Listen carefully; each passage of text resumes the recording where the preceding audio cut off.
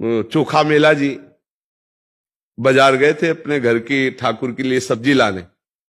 देखा बड़े बड़े केले रखे। तो कहा केले तो बहुत सुंदर है, बहुत रसीले लग रहे, ये विट्ठल भगवान के लिए बहुत अच्छा रहेगा। अब जो पैसे थे उससे केले खरीद लिए। भाव का विषय देखना, सेवा का। दरवाजे पे गए, अंदर तो निषेध था उनके लिए। पहले पूर्व में वर्ण परंपरा, कुल परंपरा, इसका बड़ा विधान, तो उन्होंने कहा केले ठाकुर जी को भोग लगा दो। अरे तेरे हाथ के केले थोड़ी ठाकुर जी पाएंगे।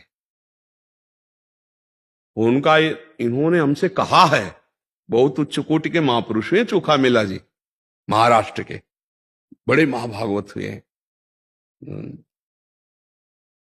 ठाकुर जी से कहा अगर आपको पाना नहीं था तो मेरे अंदर प्रेरणा क्यों की, और जब हम लाए तो आप मना कर रहे हो। तो विट्ठल भगवान के सेवा के पार्षदों ने कई बार समझाया, जब नहीं माने तो जो वहां सेवा में थे गेट के, उनको आदेश किया तो धक्का मार के उनको बाहर कर दिया।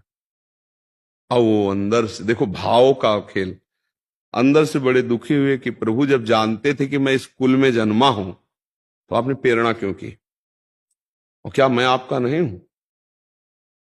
आज इसका निर्णय कीजिए। नहीं, मेरी समझ में नहीं आ रही ये बात आपकी कि ऐसा आपने क्यों किया। पहले प्रेरणा की, फिर धक्का मार के बाहर निकलवा दिया। तो आप जानते नहीं थे प्रेरणा करते समय कि मैं कौन हूं, क्या मैं आपका नहीं हूं? या तो आप हमारे अंदर इस बात प्रश्न का समाधान कीजिए, नहीं तो हम अंदर से बहुत चिंतन हमारा बिगड़ रहा है, क्योंकि आपने प्रेरित किया है। मुझे पता है आपने मेरे से कहा है, ये मेरा संकल्प नहीं था, मेरी इच्छा नहीं थी।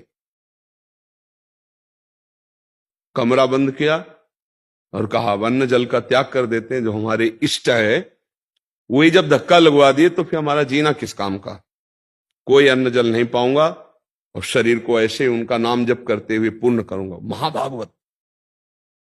अब ठाकुर जी को कैसे चैन पड़ सकती भला। रात्रि में जब शयन हुआ तो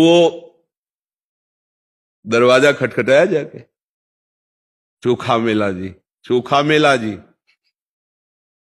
इतना अमृत में गंभीर शब्द था कि कौन ये पूछने की हिम्मत नहीं हुई। दरवाजा खोला तो देखा अद्भुत कांति। भगवान द्वारिकाधीश ही तो विट्ठल भगवान है।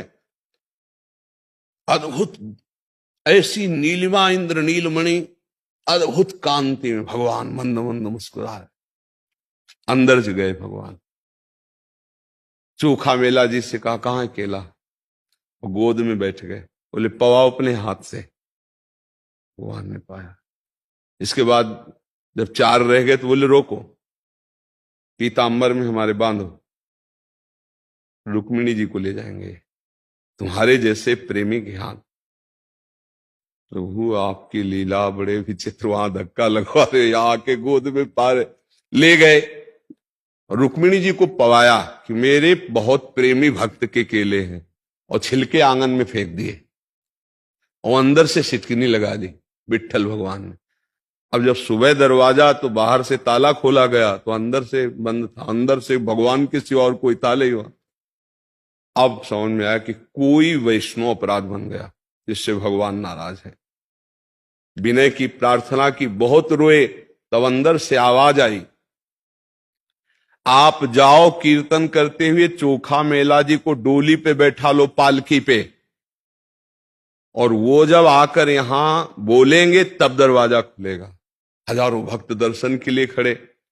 ऐसा ही करना पड़ा। जिन लोगों ने धक्का लगाया था ना, वो पालकी लेके गए, पैर पड़ के जबरदस्ती विनय करके उसमें बैठा ले, और कीर्तन करते हुए विट्ठल विट्ठल विट्ठल।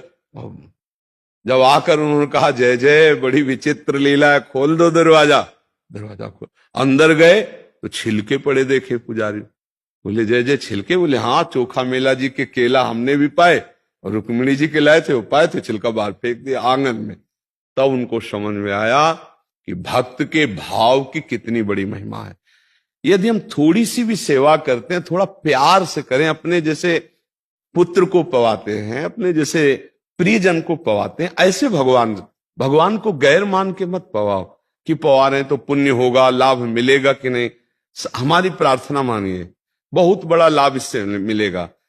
हम भगवान को अपना नहीं मानते, तभी हमारे अंदर आता है कि भगवान को भोग लगा इसका फल मिलेगा कि नहीं, एक धूपबत्ती लगा इसका फल मिलेगा कि नहीं। आप समझ रहे ना, भगवान को कपड़ा अर्पित किया, फल। यार भगवान ने तुमको मनुष्य तन दिया, सब कुछ भगवान ने तुम्हें दिया। आप विचार करके देखो, ये तो केवल भगवान की प्रसन्नता के लिए हम कर रहे हैं, उन्हीं की दी वस्तु।